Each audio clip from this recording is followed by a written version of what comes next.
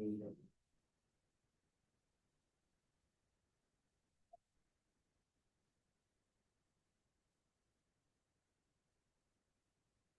you like listening?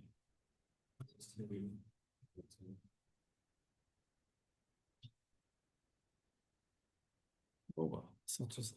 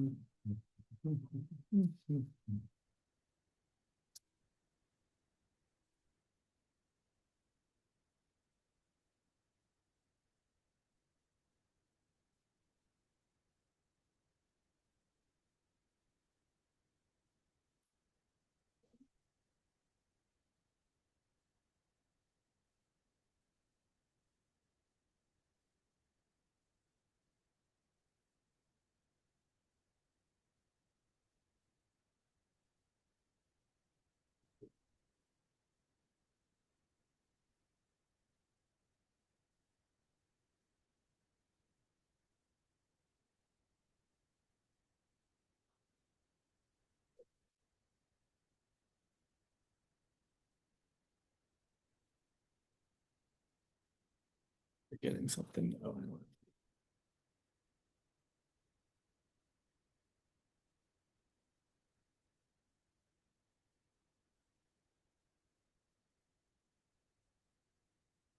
All right.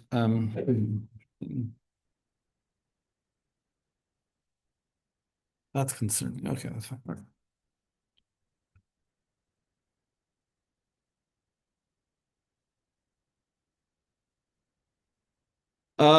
So some of you have a midterm tomorrow. We should talk about surface area first, and then we can address any midterm questions you might have. I didn't, unfortunately, this midterm kind of crept up on me, so I kind of forgot it was happening tomorrow. I didn't really have time to write up a different one or do anything of that sort. So apologies for not being on top of things. That said, I think what he's written is perfectly fine, and we can talk about it. But let's talk about surface area first, because there are a few things to say about surface area. Co-21B, today is not the fourth month, it is the fifth month. So surface area. So let's look at this example. We want to find the surface area of the quote unquote bowl formed when the curve y equal to x squared, where going from the point 0, 0 to 2 comma 4 is revolved around the y-axis. And we'll kind of talk about how we set this up in addition to doing this problem specifically. And then we'll talk about how for most of these surface area problems, there's almost always two different ways you can set them up, which is kind of interesting, I think. So let's draw the setup though. So here's our deal. We're just going to draw the portion of y equals x squared from 0, 0 to 2, 4. So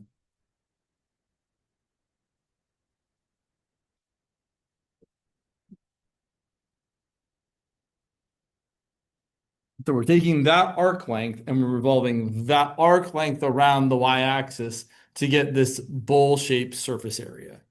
So we're reflecting it over here. And then we're just drawing our revolution.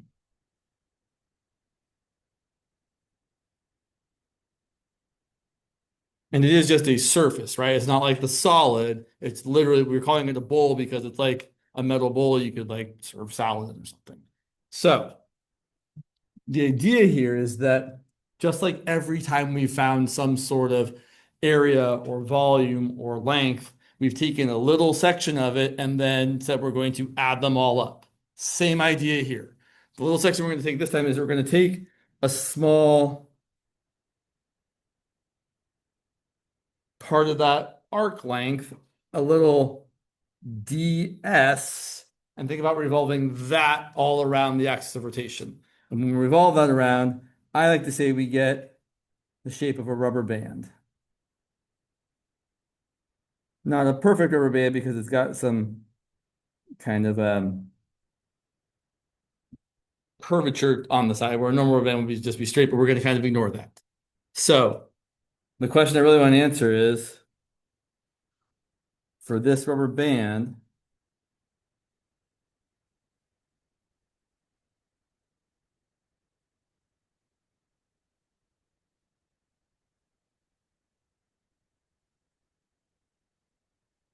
what's the length, or I should say, what's the area of that rubber band? So we want to find the area. Well, I'm going to think about just kind of like when we did with the cylindrical shell, how we kind of sliced it down the side and unfolded it to get some volume. We're going to do the same sort of thing here. We're going to slice this along the side right there, and then we're going to unroll it to get kind of just like a long rectangle. It's not exactly a rectangle because it's got a little bit of curvature to it. So we really have here, when we unroll it, is this kind of shape, where this length here is our ds, and this length here, the circumference of our circle, is 2 pi times some radius.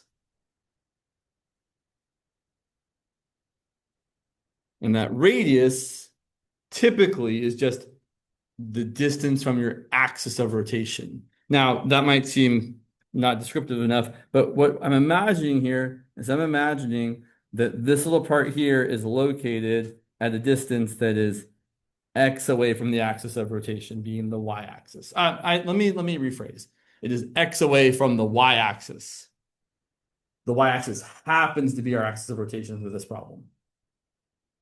Okay, so our surface area, I should say, the area of our strip, the surface area of our strip is equal to, very generically, 2 pi times the radius times ds. And then just like every other time, the total thing we're going to calculate is going to be the integral of that thing. So our total surface area is going to be the integral over whatever limits of integration make sense of 2 pi times our radius times our ds, where our radius is, again, the distance to the axis of rotation, and our ds is either, well, it's the square root of 1 plus the derivative squared, whichever derivative makes sense to be using based on whichever variables we decide we're using. Now, here's the weird part. Most of the time, you can pick whichever variable you want. You can either choose to use x's or y's here. If there isn't a good reason to pick one or the other, you usually just go with the direction where you've kind of already written. So I've already written y as a function of x, which means the natural way to go here is to pick x as my variable.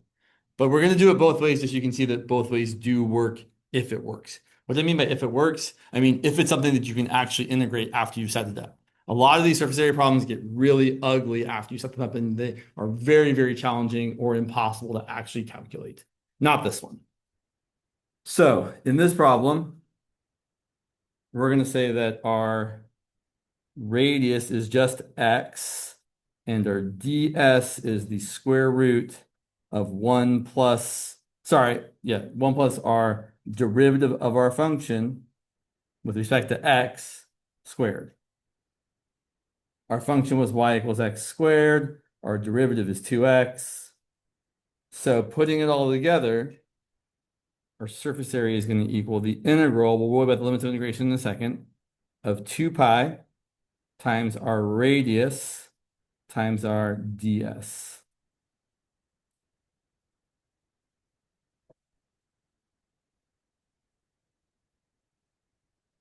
And then since we're using the variable x, and we're going from the point, which I didn't label on my axis here, we're going from the point 0, 0 to 2, 4, x is going to be going from 0 to 2.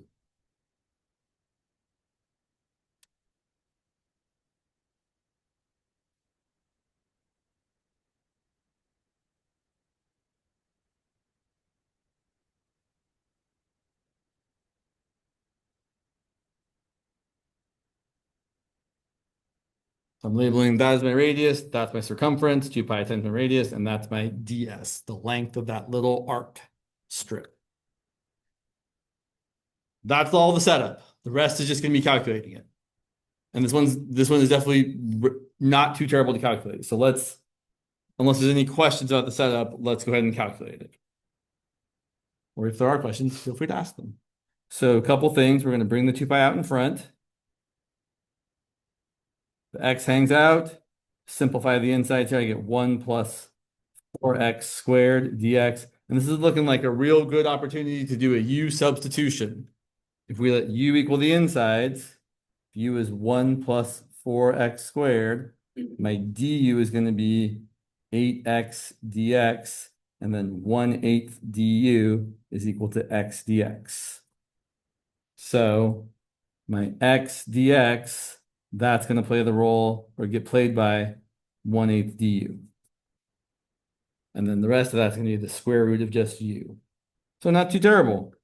2 pi, new limits of integration in a second.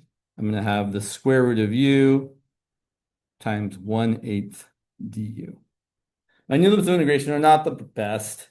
If x is 0, u is going to equal 1 plus 0. And if x is 2, u is going to equal 1 plus 4 times 2 squared, which is 17.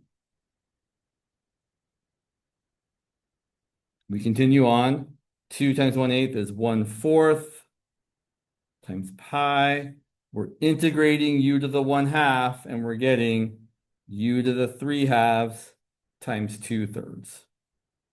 Evaluated from 1 to, yeah, 17 is not lovely. Oh well. Plugging things in and simplifying out front here. So this out front is going to be, let's see, pi over 6. So we're going to get pi over 6 times 17 to the 3/2 power minus 1 to the 3/2 power. Kind of gnarly, but not that bad.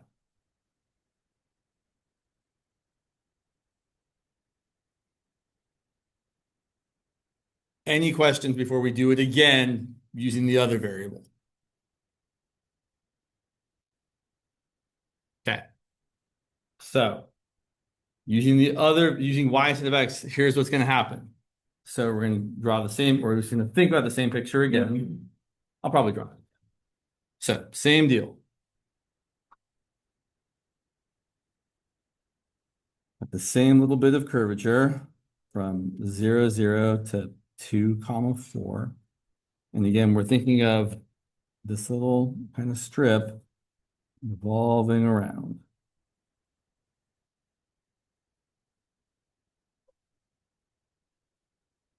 So, same initial setup. Our surface area is still going to equal 2 pi times the integral of my radius times my ds.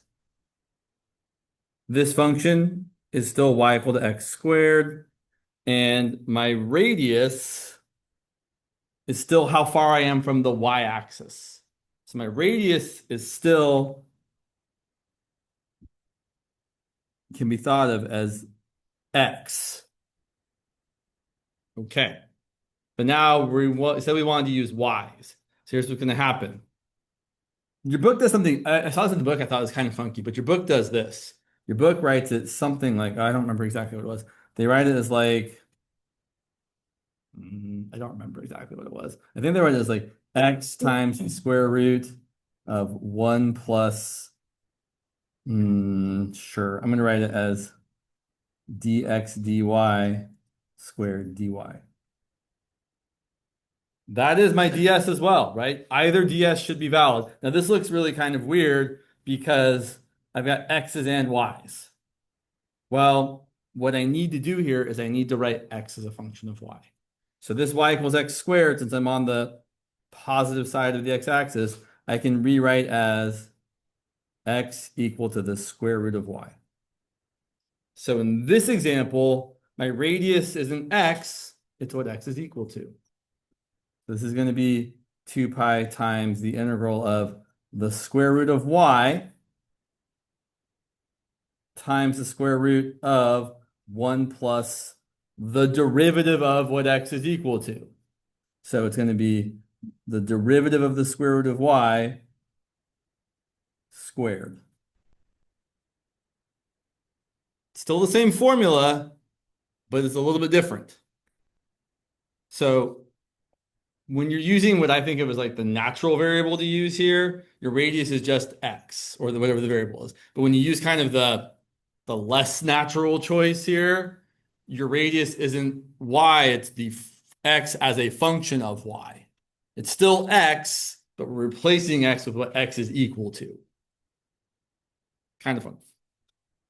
Hopefully, shouldn't be hopeful. We should see that doing it this way still results in the same pi over 6 times 17 to the 3 halves minus 1, assuming we don't make any mistakes. Let's check and see. So our limits of integration now aren't from 0 to 2, they're from 0 to 4.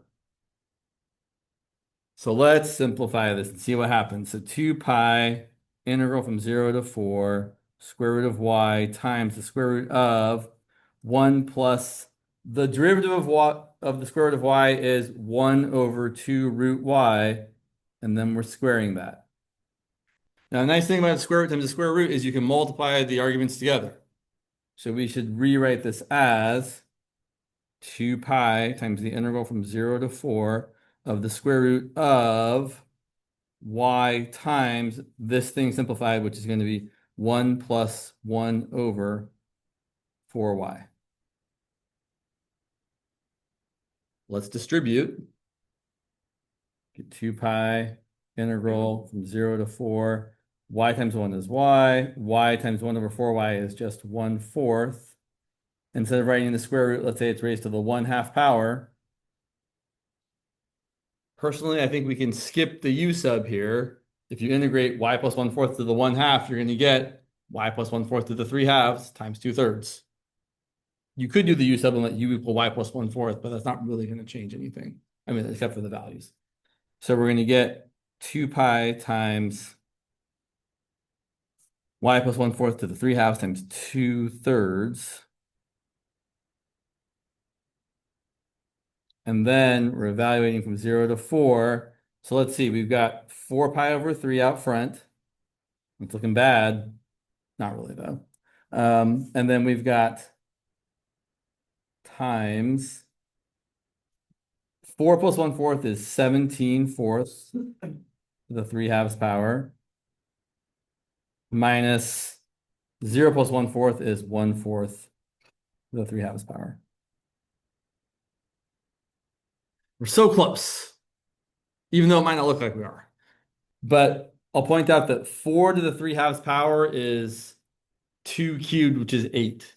So that 4 to the 3 halves in the denominator comes out as an 8 in the denominator. So we could actually rewrite this as 4 pi over 3 times 1/8 times 17 to the 3 halves minus 1 to the 3 halves. And then 4 pi over 3 times 1/8 is pi over 6. So it is indeed the same answer achieved using the other variable. All that to say, you can almost always set it up either way you want.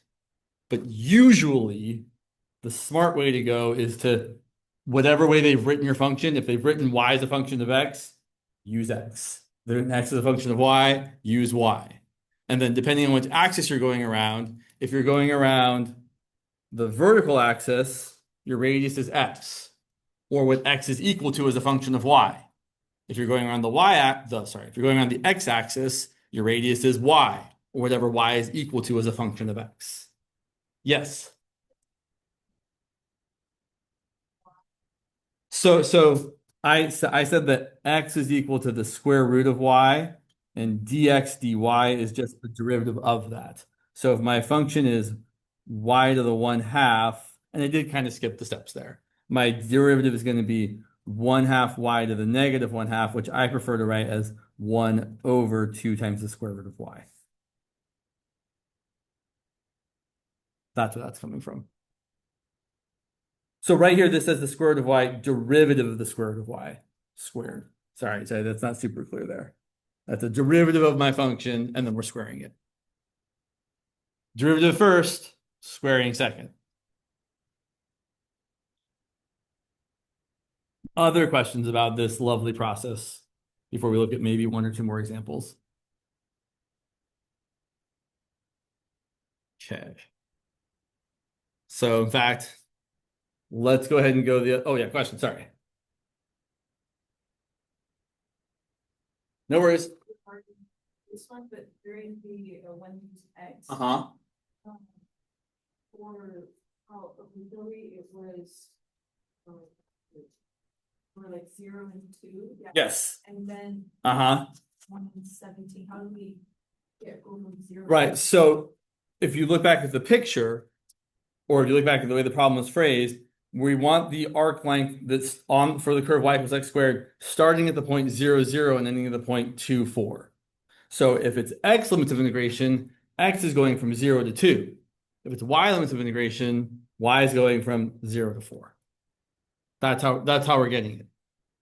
Yeah. Because I'm maybe not hearing your question correctly. Oh, because I did u substitution. Yeah, sorry, yeah. So right here, from this step to this step, we did a u sub, and since u is equal to 1 plus 4x squared, when x was 0, u was 1 plus 0, and when x was 2, u was 1 plus 16, which is 17. Yeah, no problem. Other questions? All right, oh yeah. To go from the integral to the like step where you're evaluating, you would do that like as a u sub or Yeah, so this part here I didn't do the u sub because I felt like it was not necessary. But here we could have said u equals y plus 1/4. My du would just be 1 times dy.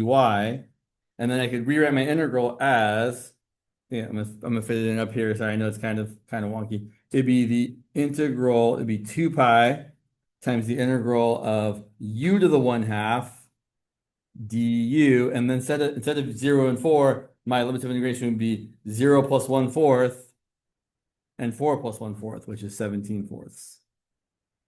So it would still come out the same way, just I think it was easier to, I will say, when your u is your variable plus a number, you really don't have to do it, right? You can just say, yeah, it's going to be that, but then the integration still works exactly the same way. You don't even have, right, your du is equal to dy, so there's no multiplication factor you have to worry about. So if your u is x plus 5 or x minus 3 or whatever your variable is, plus or minus some constant, you can kind of just get away with doing the anti-differentiation, pretending like the x plus 3 is just x. Right, x plus 3. Problem. Look, yeah. Sure. So the limits of integration are really just, we are saying, so one way to think about this, and again, this is where the explanation might kind of fall apart a little bit, is the idea here is as we let x go from 0 to 2, our bands get, wider and wider.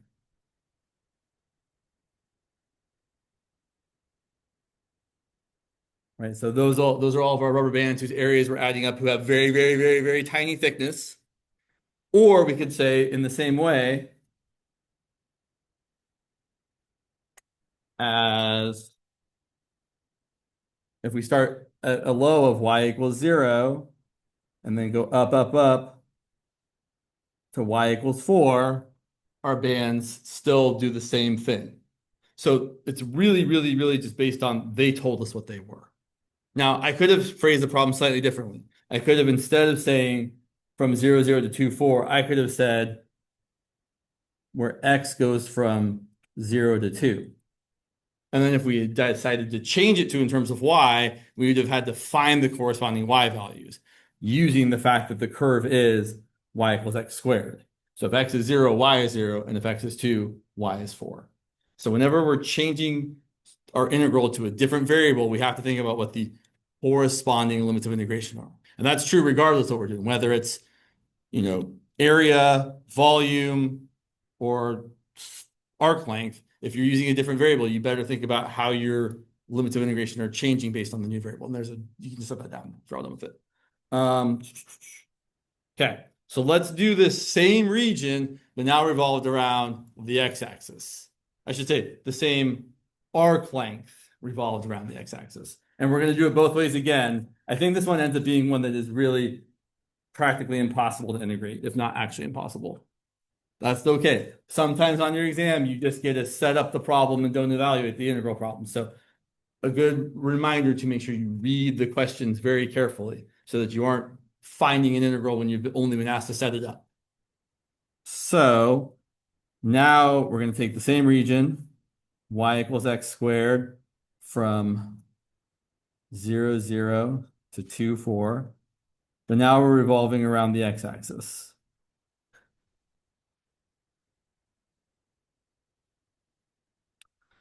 So, same idea. Got this arc length here. But now we're revolving it around the x-axis. So it's going to look kind of like that. Your ds hasn't changed. Your ds is still just this little tiny bit here. And when you revolve it around, you still get this rubber band kind of shape. And just like before, the surface area of our rubber band is still equal to 2 pi times the radius times how long our little thickness is. It's just in this case, the radius is the distance to the x-axis instead of to the y-axis. So instead of being how far right we are, it's how far up we are, which is the y value instead of the x value.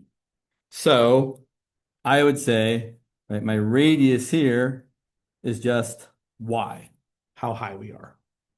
So if I was going to write this very, very generically to start off with, I would say that my surface area is going to be 2 pi times the integral. I want to use x's first because things are in terms of x. So I'm going to go from x equals 0 to x equals 2. My radius is y, and my ds is the square root of 1 plus the derivative of my function. My function is x squared. I'm differentiating it. Then I'm squaring it, which I know looks silly. dx. I don't really want that. I want what y is equal to as a function of x. But I will tell you, when you're going around the x-axis, it's good for you. It's better to think of it as, oh yeah, my radius is y. And then if I'm using y, cool, my radius is y. And if I'm using x, cool, my radius is y as a function of x. So in this way of writing it, it's going to end up being that our surface area is equal to 2 pi times the integral from 0 to 2 of x squared times the square root of 1 plus 2x quantity squared dx. And we could do this integral. We might do this integral. I don't want to do it yet, though. Do I want to do it yet? Let's see. Let me think for a second here. Tangent. Secant. No, it's really gross. It's so this integral would be a trig substitution, and it's awful. I think you end up getting like tangent squared times secant cubed, which is extremely bad. So we're definitely not going to do this one. But I'll point out that if you were to try and do an integral like this, the trig sub would be let 2x equal tangent of theta. Why do I want that? Because I know that 1 plus tangent squared is secant squared. So my x would be 1/2 tangent theta, and my dx would be 1/2 secant squared theta d theta. So if I was going to rewrite this again, we're not actually going to do it, but the rewriting would look like 2 pi. We'll worry about those limits in a second. my x squared would be 1/4 tangent squared theta. This square root would be the square root of 1 plus tangent squared theta, which would end up becoming just secant theta. And my dx would be, yeah, this is really awful. 1/2 secant squared theta, d theta. And so you're in the unenviable position of having an integral with an odd power of secant and an even power of tangent. And that is the worst.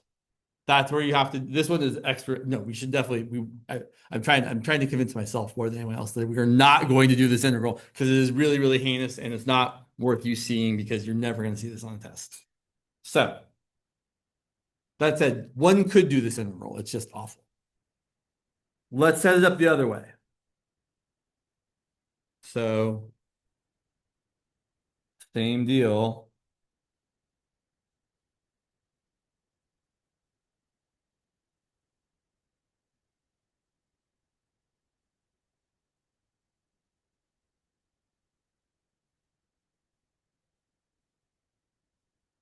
So now, once again, the surface area is going to be 2 pi times the integral of your radius times ds. But now we're doing things in terms of y. So this function is still y equals x squared, or x equals root y if we need it to be. Everybody should write down the radius. I'll write down ds.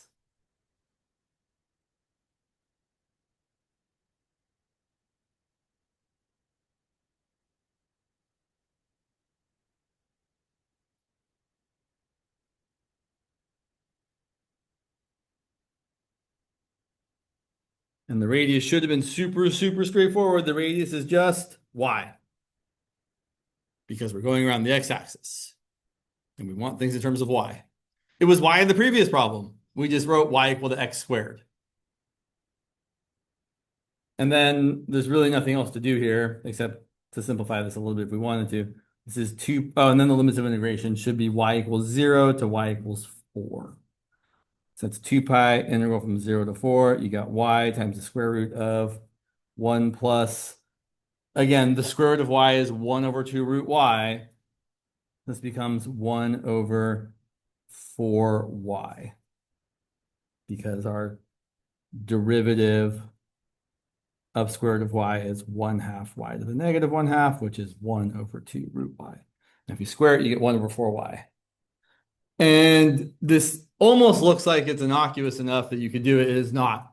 I will tell you, almost always with these integrals, if doing it one way is terrible, doing it the other way is also terrible. It's just a matter of the way it works. Yeah. We don't want to do that. Also, interesting. What's really interesting about doing it this way is the way it's written right now, it's an improper integral. Because that integrand is undefined when y is equal to 0. So then you have to like do the whole limit thing too. So definitely this is an argument for doing it that way instead of doing it this way. Although we'd probably just ignore the fact that it was improper and kind of just pretend like it wasn't. So anything else I want to say about this before we do? How much time have we got? Okay, yeah, sure.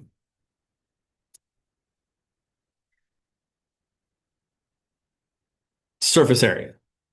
It's kind of funky. It's not that bad though.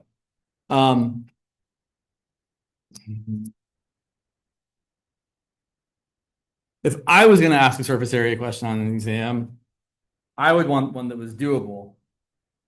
So I would ask one probably like this. Let me look here real quick. Not that.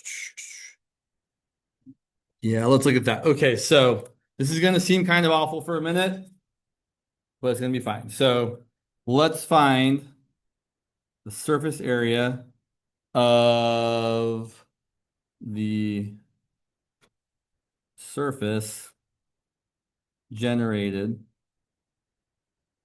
by revolving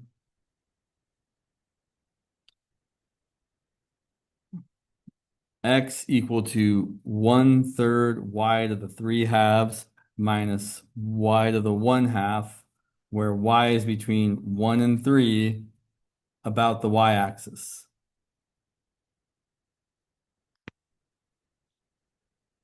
And I will tell you, this function here has the hallmark of something that when you take its derivative, square it, and add 1 to it, it's going to look almost the same as what we started with.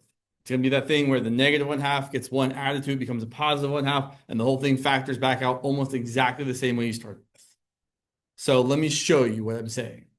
Well, let's set up the interval first. So we're going on the y-axis. I'm not going to try to draw this thing, or if I am, I'm going to make it look like whatever I want. I'm going y is going from 1 to 3. So okay, something like that, where it's something comma 1, something comma 3. We don't need to draw the picture. I just like to draw the picture to remind me of what's happening. So we're rotating this around the x-axis, the y-axis. It looks like a not very useful bowl because it's got the bottom cut out. It's just like a shell of a bowl with an empty, right? And then our surface area, once again, is the integral of, I always start this way, 2 pi r times ds. You can't go wrong with that. It's always true if you're starting out a surface area problem. In this problem, our radius is, okay, is my radius x or is my radius y? For sure x. So my radius is x, but x is equal to that. So my radius is 1/3 y to the 3/2 minus y to the 1/2. We have to do this in terms of y. You cannot solve that equation, well, or maybe you can. It's very unlikely you can solve for y here as a function of x. So we're stuck using y. So our surface area, our radius, sorry, is x, which is equal to some function of y. What function of y? That function of y up there. I don't want to write it again because I'm going to write it like 3 times here.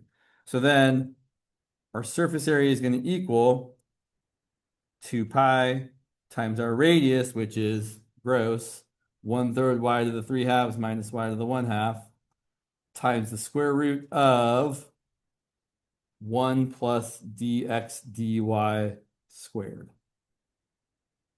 dy. And the reason I wrote that like that is because I'm going to do that work over here because that work's a bit messy. So let's find our dx dy. Dx dy, so taking the derivative of this, look what we get. We get 1/3 times 3/2 times y to the 1/2 minus 1/2 times y to the negative 1/2. Okay, if you take the derivative and you see terms that have opposite signed powers, that means the thing you think is going to happen is going to happen. Then when you square this and multiply it out, the middle term is going to be negative 1/2. Almost always. There are rare exceptions, but almost never. So if we square this, well, in fact, this is equal to 1/2 y to the 1/2 minus 1/2 y to the negative 1/2. So then if we square this, dx dy squared is 1/2 y to the negative 1/2, sorry, 1/2 y to the positive 1/2 minus 1/2 y to the negative 1/2 multiplied by itself.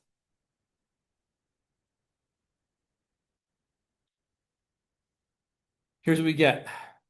We get 1/2 y to the 1/2 times 1/2 y to the 1/2, which is 1/4 y. The middle terms are 1/2 y to the 1/2 times negative 1/2 y to the negative 1/2. 1/2 times 1/2 is 1/4. Sorry, 1/2 times negative 1/2 is negative 1/4. And y to the 1/2 times y to the negative 1/2 is y to the 0, which is 1. And so is that times that. And finally, the last terms multiplied together are going to give me a positive 1/4 times y to the negative 1/2 times y to the negative 1/2, which is y to the negative 1. So here's what we got.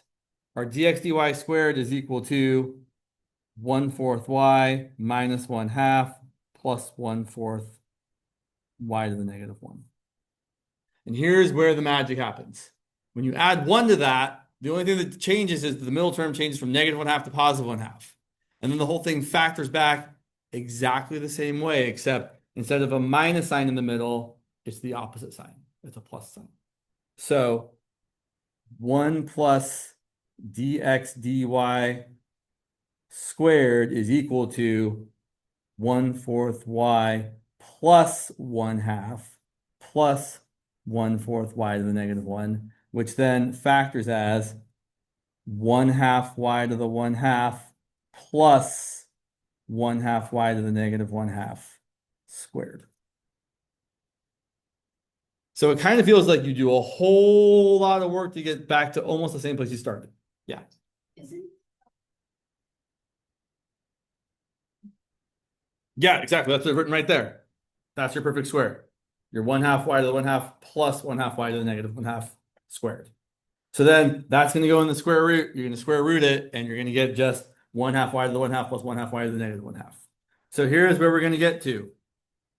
Our surface area is going to be the integral from y equals 1 to y equals 3. Our 2 pi is sitting out in front. We've got our radius, which is 1/3 y to the 3/2 minus y to the 1/2, times our ds, which is just the square root of that, which is just 1/2 y to the 1/2 plus 1/2 y to the negative 1/2 dy. And while the rest of this is not pretty, it is not a mental challenge. You're multiplying these things together, you're adding the powers, then you're integrating by adding 1 and dividing by the new power. The rest of this is comparatively not terrible. It's still terrible. These numbers are not pretty, but here's what we get. 2 pi, integral from 1 to 3. Let's see, 1/3 y to the 3/2 times 1/2 y to the 1/2 is going to be 1/6 y squared. That times that is going to be 1/6 y to the 1. That times that is going to be 1/2, negative 1/2 y to the 1. And finally, that times that is going to be negative 1/2. So in fact, this turned out to be less terrible than I thought it was going to be. So I'll point out that these two terms added together, negative 1/2 plus 1/6 is negative 3/6 plus 1/6, which is negative 2/6 or negative 1/3 y. So when we integrate this, we get 2 pi times 1/6 y cubed over 3 minus 1/3 y squared over 2 minus 1/2 y from 1 to 3. And any reasonable person would stop there, myself included. So yes, sometimes you can calculate these surface areas, but they're really awful most of the time. The only other one I think that is worth, I wouldn't say that. Another one that is worthwhile, which I think you would all be well served to maybe practice, is either y equal to the natural log of, I don't think that's the value, of cosine of x, or y equal to the natural log of secant of x. Where, I don't know, x has some reasonable limit of integration where you don't get 0 or being undefined. So x is going to go from something like pi over 6 to pi over 3. And the reason I point this one out is because if you take the square root of 1 plus the derivative of y squared, you get a trig identity. Because the derivative of the natural log of cosine or the natural log of secant, cosine? Sorry, I wanted, no, that's fine. Whatever. Well, let's see. For here, the derivative of natural log of cosine would be 1 over cosine times negative sine, which is negative tangent. And the derivative of natural log of secant is 1 over secant times secant tangent, which is also, well, it's positive tangent. But either way, you're going to get 1 plus tangent squared, which is secant squared, which is secant. So it's kind of not terrible. All right. We've probably said enough about surface. Oh, okay. There's one more thing I should say.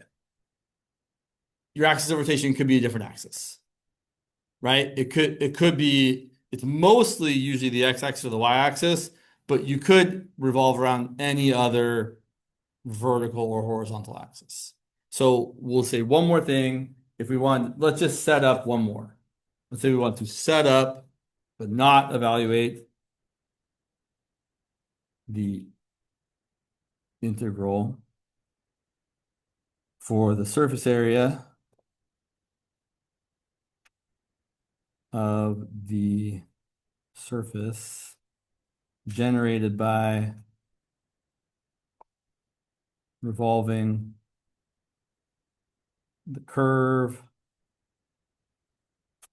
x equals y cubed around the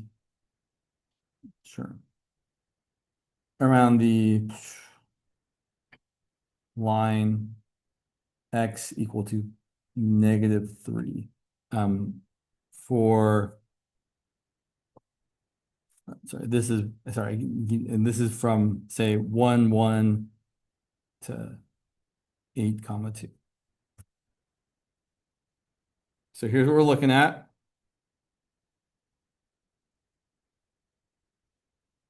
We're looking at this portion of the curve x equal to y cubed, or y equal to the cube root of x, from the point 1, 1 to the point 8, 2. And we're revolving around not the y-axis, but the line x equal to -3. So this is where the thing I said before, I made a slight clarification. I said, if you draw your little strip here, the distance from the y-axis to that strip is x. So then the actual radius here is going to be the distance x plus whatever that extra distance is here. So it's going to be x minus -3. The difference between where your strip is located and how far it is from the axis of rotation. So here our radius would be x plus 3.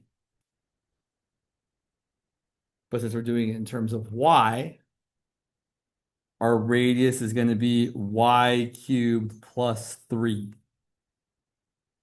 And that is correct. You're taking whatever that distance is from the, right? If y is, say, for example, if y is, if x, oh, geez, now my brain is like doing weird things. If x is 2, yeah. Oh, you know what? No, that's right. Yeah. Sorry, I'm like, yeah, okay. So if y is 2, my radius is 11. That makes sense. Right? Because if y is 2, we're 11 away from the axis of rotation. Had to make sure it made sense in my brain. So then we could write the terrible integral that the surface area is equal to the integral of 2 pi r ds, which in this case is going to be the integral from y equals 1 to y equals 2. 2 pi times our radius, which is y cubed plus 3, times our ds, which is the square root of 1 plus the derivative of our function.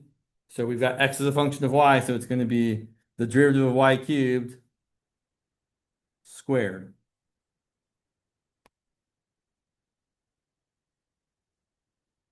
Interesting.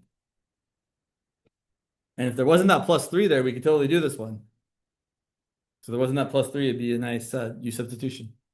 Because you'd have a 1 plus 9y to the 4th, and then the y cubed here would be the nice du part. So it would work out nicely if we had a nice regular axis rotation. Okay, now I feel like I've said enough about surface area.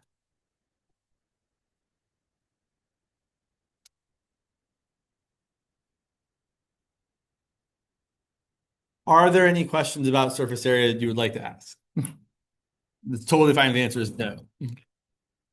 Totally fine if the answer is yes.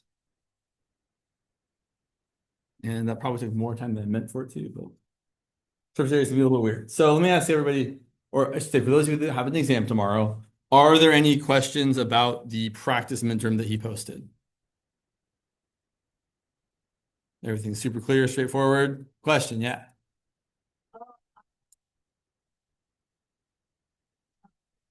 Sure. Let's look at F. So I would say this exam certainly, right? It's pretty much all the methods of integration are fair game on this exam, right? In addition to the things we've just learned about area, volume, arc length, surface area. So if we look at F, here's what F is asking us. So in fact, let me just put it over here. So what I want to point out about this question, the way he's phrasing this, he's trying to make it really obvious what you're supposed to do. When he says find the antiderivative with constant of integration, that means at the end of your answer, you should have a plus C. He's trying to help you out. So if you see that phrasing, you're like, okay, plus c at the end no matter what. So for this problem, we have the integral of e to the negative root x over root x dx. So to me, this looks like a mixture, right? I've got a root x and I've got an e to the something. So it's probably going to be either a u sub or integration by parts. And I would almost always at least attempt to do a u sub before I tried integration by parts. So if I'm thinking u sub, I'm always going to try and pick a simpler u before I pick a more complicated u. And I'm always going to look for a u that is stuck inside the argument of some other function. So I see that I have e to some stuff. That stuff is a good candidate for my u. Now you have a choice. You could either pick u equal to root x or u equal to negative root x. Both choices are valid. I probably would pick u equal to negative root x because I would prefer to pick the entire thing that's in the exponent versus just some of it. So I'm going to pick u equal to the negative square root of x. And then we're going to find the derivative. Du, well, so this is negative x to the 1/2 power. My du is negative 1/2 x to the negative 1/2 dx. Now, I will say this problem I think is meant to be tricky because if you're not careful, you might end up writing the following wrong thing, which I don't want any of you to write down. You might be like, cool, I did that, usual thing. So I have e to the u, and on the bottom I have a negative u, and then I didn't worry about that. Don't write that down. That's trash. Because I said dx changed into du without any thought. And we know that's not true. Dx isn't equal to du. Du is equal to negative 1/2 x to the negative 1/2 times dx. So you have to have all of that to be able to replace it with du. So, as I've said many, many times, I'll remind you all of whenever you're doing a u sub or any kind of substitution, you want to make sure you take care of the differential changing to the new differential or dx changing to du before anything else. So let's rewrite this just a little bit. I don't have a negative 1/2, so I'm going to say negative 2 du. And instead of writing it as x to the negative 1/2 times dx, a much more useful way of writing this would be to write it as 1 over x to the 1/2 times dx, or preferably 1 over root x times dx. Because then I can look at this integral and say, oh, I really have e to the negative root x times 1 over root x times dx. And then it's not so terrible to say all of that is my negative 2 times du. And then this is just going to be e to the u. So I can rewrite this as negative 2 times the integral of e to the u. But I can't emphasize enough how important it is to make sure that du is replacing what du is actually equal to, not just dx. And then we integrate. Feels like we don't do anything because the antiderivative of e to the u is e to the u. We throw on a plus c because that's the time to do it. And then finally, since it's an indefinite integral, we have to end up with the same variable we started with. So we plug back in the fact that u is equal to negative root x, and we get negative 2 e to the negative root x plus c. Problem from the homework. Of course, yeah. Sine of ln of x. Okay, that sounds tricky. Ooh, yeah, that's a tricky one. So, yeah, there's two ways to do this problem. So if I were doing this problem, I would first start by trying to do a u sub, even though it's not going to be what I actually end up doing. And there's only one good choice for u here, the natural log of x. So if I'm thinking u sub, I'm going to let u equal the natural log of x. My du is 1 over x dx, which I definitely don't have. There's two ways to go about figuring out the next part. You can either solve for dx here and say that x times du is equal to dx, and then say that e to the u is equal to x, so that e to the u times du is equal to dx.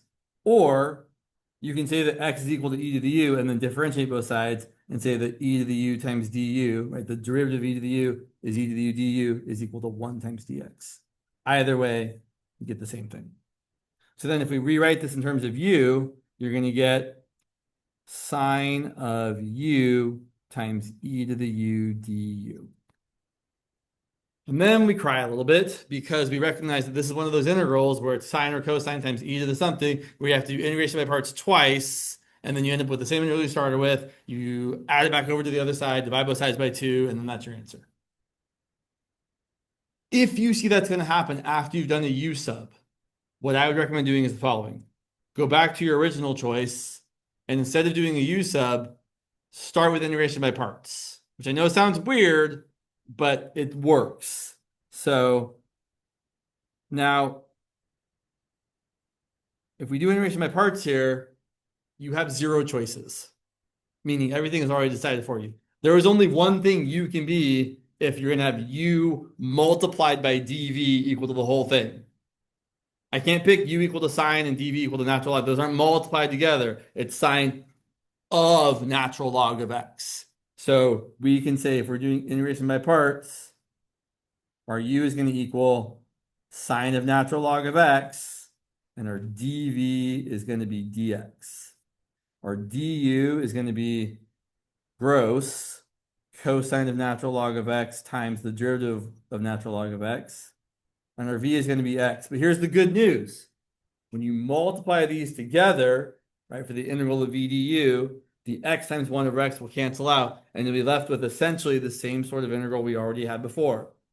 So we're going to get this is equal to u times v, x times sine of natural log of x, minus the integral of v times du, which I am going to simplify as I write it down.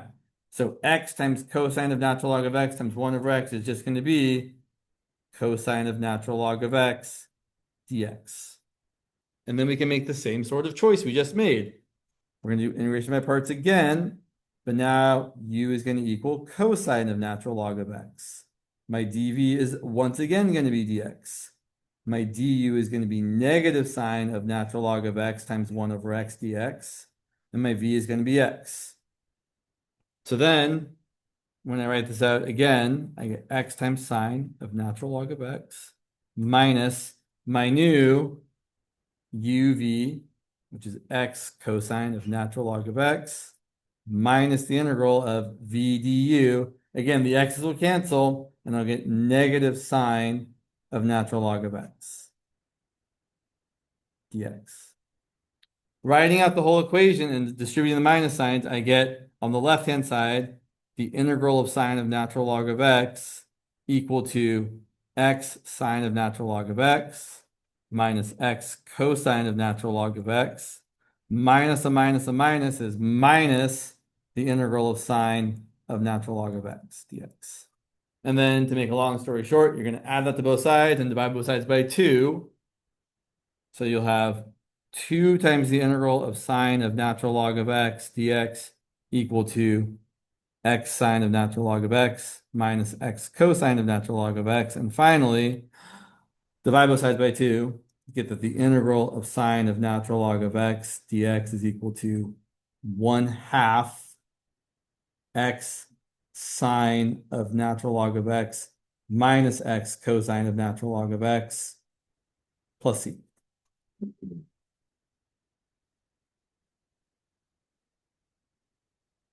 Kind of a funky question.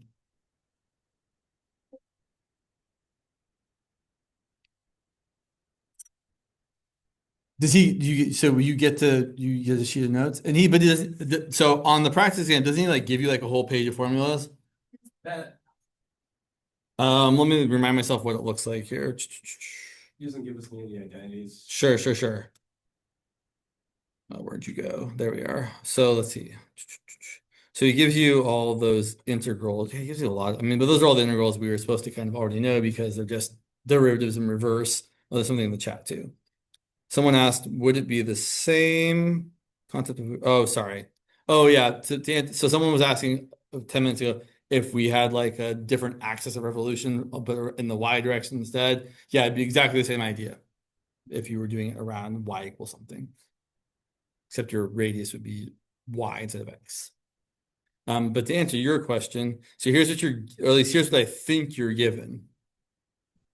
All this. So if I was writing notes, I would probably write down the formulas for probably not area, but like for volume, arc length, and surface area. Right? That seems pretty like what I would want to write down. So I would write down something like, if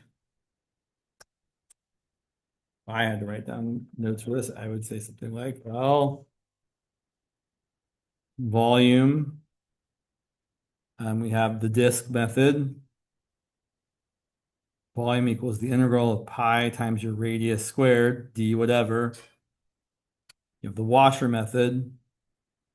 Volume is equal to the integral of pi times your big radius squared minus your little radius squared, d whatever. Ah, yeah, sorry. Yeah, good job, James. Yeah, thanks. Yeah. And so you might draw, I don't know, like how much you have a whole sheet of paper? Double sided. Oh, wow, that's generous. So, like for this one, I'm thinking of something like, right, like I'm going around the x-axis. Yeah, sure. So I've got something like this, and that's my strip, and I'm revolving around the x-axis like that. So whatever this function is, that's my radius.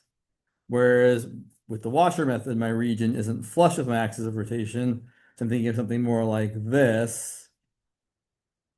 And then the function that's further away from the axis is my outer radius, and the one that's closer is my inner radius. And then we're rotating this like that. So my inner radius is r, little r, my outer radius is big R. And then for the shell method, also I would probably write something down like for disk and washer, the strip should be perpendicular to the axis of rotation. For shell, the strip should be, what rhymes with shell? Yeah. Parallel. So for this one, and I'm always kind of drawing these around the x-axis just because that's what makes sense to me to draw. I would write my volume is equal to 2 pi times the radius times the height. And then my picture would look something like, probably something similar to what I've just done there. Sure. I'm going around this axis, sure. Going around this axis, using a strip like that. So this function being like g of y, and this function being f of y. My height is my g of y minus my f of y. And my radius is just y. Or if you prefer, I feel like shell is a little bit wonkier. If you're going the other way,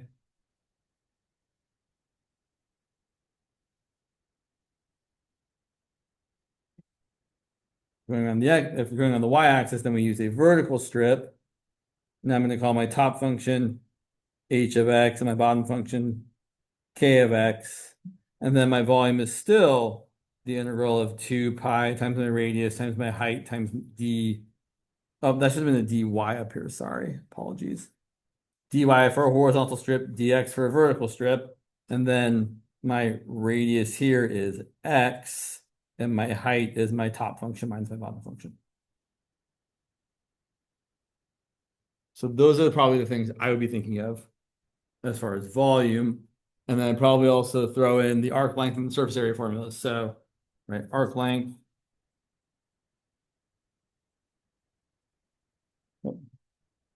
This. Arc length.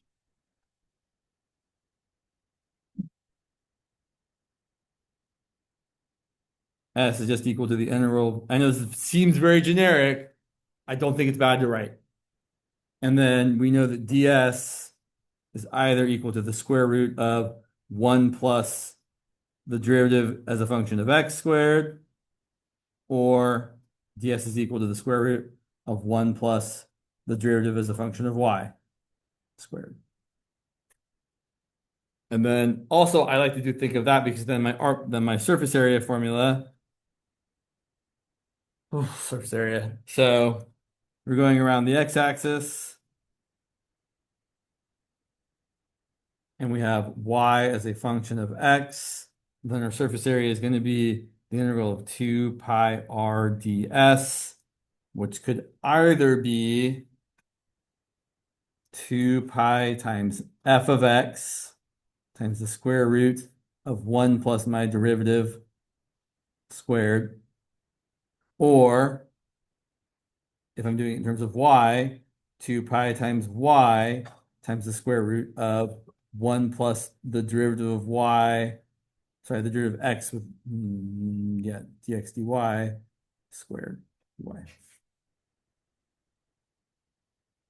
And then one, go ahead. Oh, sure, yeah. Very good. And then similarly around the y-axis, except things are funky. So around the y-axis,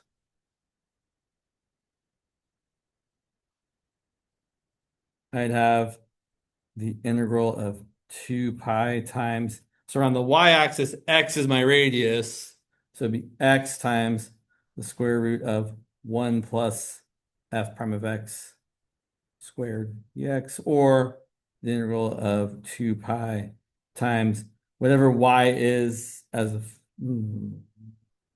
yeah, so it'd be whatever x is as a function of y, and then 1 plus my dx dy squared. Kind of funky, but not too terrible. They're all the same formula, really. Just you have to make sure you understand what your radius should be. Those are most of the things, like in looking back at what he's giving you. I guess you might write down like the integration by parts formula. Right? I would probably write that down if you haven't memorized it. And maybe like an example of a U sub to show you like how, like, right, you're allowed to write down examples of problems, I assume. You write down an example of a U sub problem. That seems like a good idea. Maybe an example of a partial fractions thing. Yeah. Yeah. Is that one louder? 1B. Yeah, sure. So 1B. Let me make it. Where'd you go, 1B? Let me come back over here so I can see you better.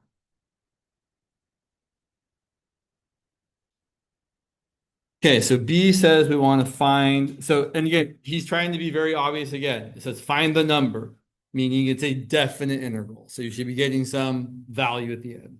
So the integral from x equals -1 to 1 of x over 4 minus x squared. Ooh, interesting. Very interesting. Sorry, I zoomed in. That's a problem. Why am I so interested by this? Well, that's why. Because f of x equal to x over 4 minus x squared is an odd function. How do I know? Because f of negative x, which is negative x over 4 minus negative x squared, which is equal to negative x over 4 minus x squared, is the same as negative f of x, which is -1 times x over 4 minus x squared, which is negative x. So that's a real quick way to answer this one. But it's not the only way. Let's say you didn't see that. Totally fine. You can also integrate, but I will say, if you see something where the limits of integration are opposite of each other, it's always good to ask yourself, is that an odd function? If it is, my answer is going to be 0. But even if you couldn't tell, but I'll say, if you do answer it that way, you should show this work if you have the time to show it. Like, it would probably get you some credit to say it's equal to 0 because it's odd if you're running out of time, and that was the right answer. But you should show the function's odd. Now, let's say we didn't do it that way. Well, this problem, I would also say, seems like a pretty straightforward U sub. In fact, if it was the integral, if these didn't match, I would totally do this as a U substitution. So if I was going to do the integral from -1 to 1 of x over 4 minus x squared, I would let u equal the denominator. And then my du is -2x dx. So my -1/2 du is equal to x dx. So if I rewrite this, it's going to be x dx is going to be -1/2 du, and 4 minus x squared is going to be u. This is also a really good argument for why you should change your limits of integration. Because if you didn't change them, you'd be like, okay, I'm going to go from -1 to 1 for x. I'll do all my integrating and then turn back into x and then plug it in. You're wasting your time. If you change your limits of integration, if x is -1, what's u going to be? And if x is +1, what's u going to be? Oh, if you integrate from 3 to 3, and that function is certainly defined at 3, you're going to get 0. So another way to see it there. Or you could actually keep going and say it's equal to -1/2 natural log of the opposite value of u evaluated from 3 to 3, but that's going to be 0 because it's the same thing minus the same thing. So kind of an interesting problem. I will say this problem, you could also change it up a little bit. You could ask the integral from like, say, 0 to 1 of x over 4 minus x squared. And then you would actually get an actual number, and you couldn't just, and would, well, I should say 0 is an actual number. It's a real number, just like everything else, but you would get a non-zero answer here. And you would do it by doing the u sub. On the other hand, problem C after it is for sure partial fractions. So if you're looking at the integral from -1 to 1 of 1 over 4 minus x squared dx, or dx over 4 minus x squared is he writes it. I prefer to write it this way. It's not a u sub. It's not an odd function. It's an even function. Oh, sorry. Thank you. I will point out, since it's even, you could, although I really wouldn't. I hesitate to even point this out, but since that function's even, you could, if you wanted to, do this. You can say I'm going to break it in half and then double it. Not at all necessary. And I really feel like I shouldn't even mention it because it's not something you really want to be thinking about on your exam. If you notice it, cool, but really it's only good, again, if you're going from a negative number to the same positive number, you can split it in half and then double it.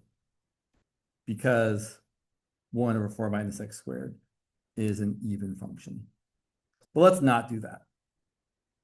So looking at this, it is a partial fractions problem.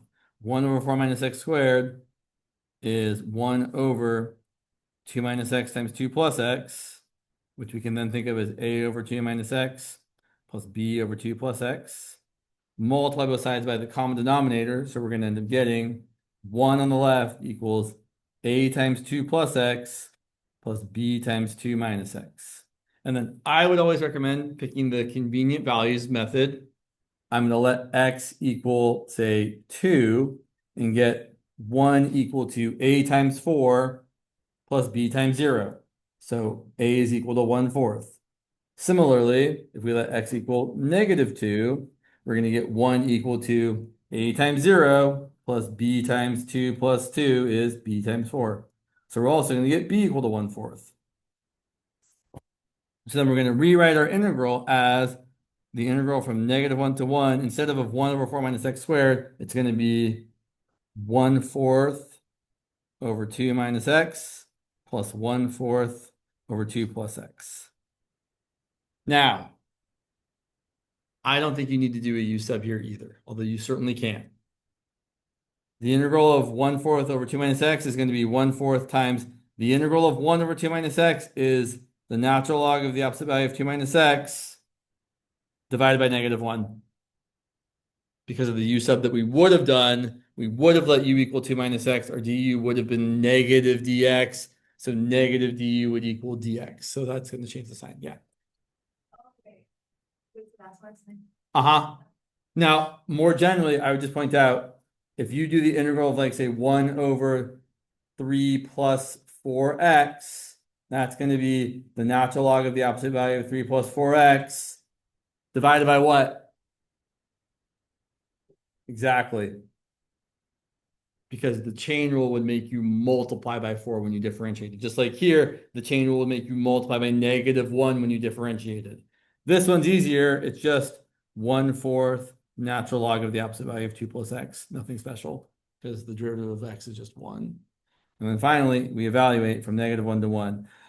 So we get -1/4 natural log of 1, that's 0, plus 1/4 natural log of 3, minus negative 1/4 natural log of 2 minus 1 is 3, plus 1/4 natural log of 1, which again is 0.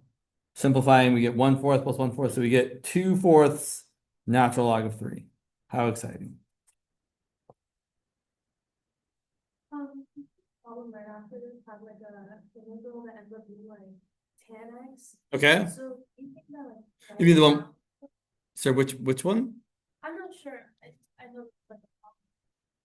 You think that writing down the integrals like tan x is like natural log of secant x? Yeah, and that's not on the table.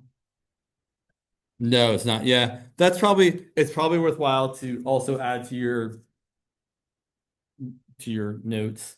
Yes, the integral of tangent of x is either the natural log of the absolute value of secant of x, or if you prefer, the negative natural log of the absolute value of cosine of x. Similarly, the integral of cotangent of x is the natural log of the absolute value of sine of x. The integral of secant of x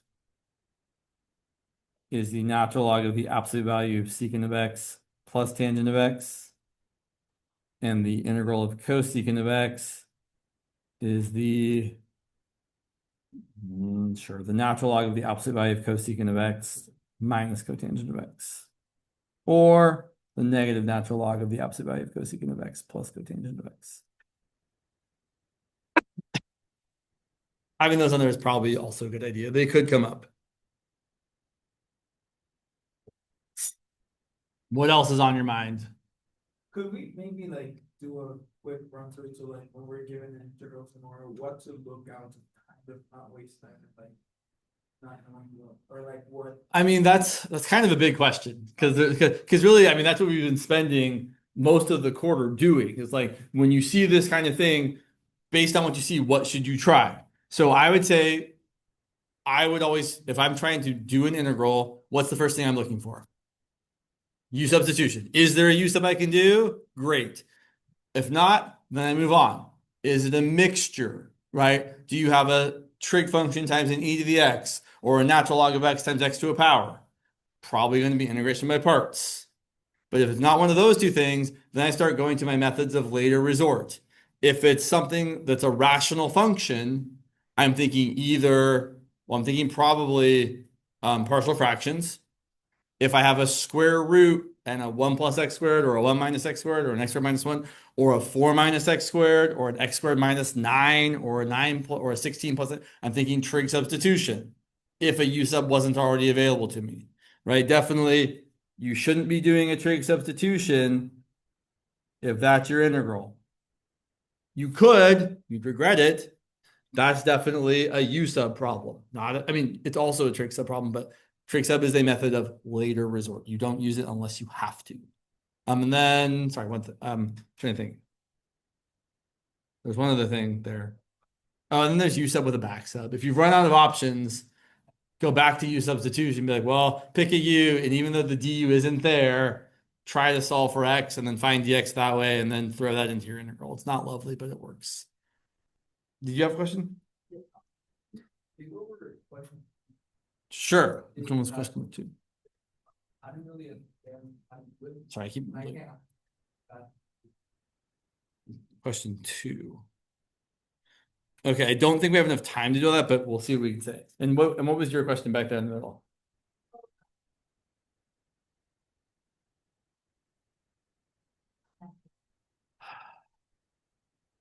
I don't know. I think it probably was shell method when I was younger. I was like, oh yeah, it seems kind of weird, but at this point, to me, they're all like, well, yeah, it all just makes sense. So let's look at this problem here, and obviously you're welcome to leave if you need to leave, but we'll go through problem 2 here. So our curve is y equal to sine of x, and we're between x equal to 0 and x equal to pi over 2. And he even gives you the points, 0, 0, pi over 2, comma 1.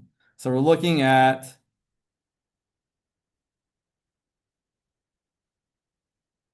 this section of the sine function, like that. And so the first part is write a definite integral for the length of the given curve. So for the length of the curve, that's the integral of ds. Since I've got y as a function of x, I'm going to choose to use x's. So I'm going to write this as the integral of the square root of 1 plus my derivative with respect to x squared dx. Since I'm using x's, I'm going to go from x equals 0 to x equals pi over 2. So that's going to equal the integral from 0 to pi over 2 of the square root of the derivative of y is the derivative of sine, which is cosine. So it's going to be 1 plus cosine x squared dx. And the problem said, write a definite integral. It didn't say find the definite integral, so we stop there. I will point out, if you wanted to make it terrible, you could say, well, I'm going to show off and say, I know that x is equal to arc sine of y. That's also the function where y goes from 0 to 1. And then I can write this as the integral from 0 to 1 of the square root of 1 plus the derivative of arc sine of y, which is 1 over the square root of 1 minus y squared dy. That would also be correct. You should not do it that way. And I messed it up. I forgot to square my thing. So that should be squared there. So I'll point out that that right there is the derivative of the arc sine of y. No one should do it this way. But there is almost always two ways you can do these problems. Just sometimes the second way is awful, or sometimes you can't really, because you can't really solve for x as a function of y. Here we could. A lot of the times you can't. Let's look at the next part. Write a definite integral for the area of the surface obtained by rotating the curve around the axis x equals -2. So we're taking that same curve and rotating around this line, x equal to -2. So our arc length, right, we're essentially saying this is my little ds, and my surface area is going to equal the integral of 2 pi times my radius times my ds. The ds is the same as it was before. So my radius, well, again, we're thinking of this at a location x, where x is the distance to the y-axis. But then to get to the axis of rotation, we have to go 2 units further. So my radius here is x minus -2. My ds is the same as it was in the previous problem. The better one, not the terrible one. So my surface area should be the integral, still with the same limits of integration, from 0 to pi over 2, 2 pi times x plus 2 times the same ds from before, square root of 1 plus cosine x squared dx.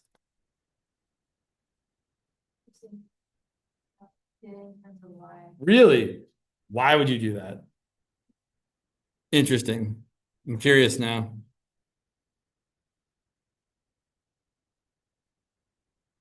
Where'd it go? Sorry, it had this page up here.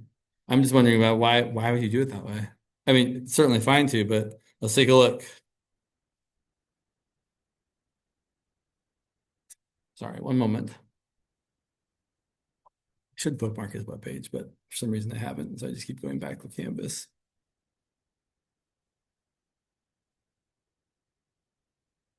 Let's see here. So let's look at his solutions and see what's going on. This is a problem. Yeah, okay, so there. Oh, that's it. Sure. Yeah, interesting.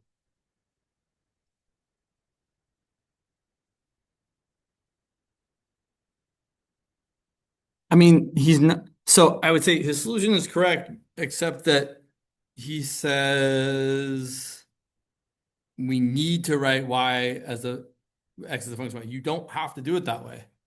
Both ways are correct. We saw with the first example in class today that you could find the surface area by doing it in terms of x or in terms of y, and both ways will work out.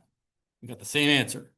So this answer is just as correct as saying the integral from 0 to 1 of 2 pi times instead of x plus 2, arc sine of y plus 2 times the square root of 1 plus 1 over 1 minus y squared dy.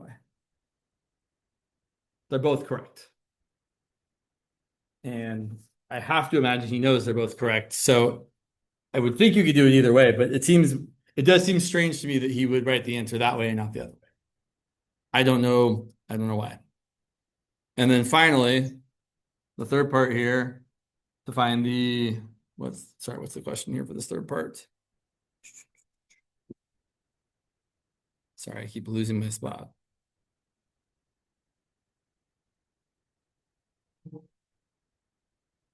Consider the region bounded above by the given curve and below by the line segment connecting its two ends, right? A definite interval for the volume obtained by rotating around the y-axis. So now we've got same deal. We've got this curve.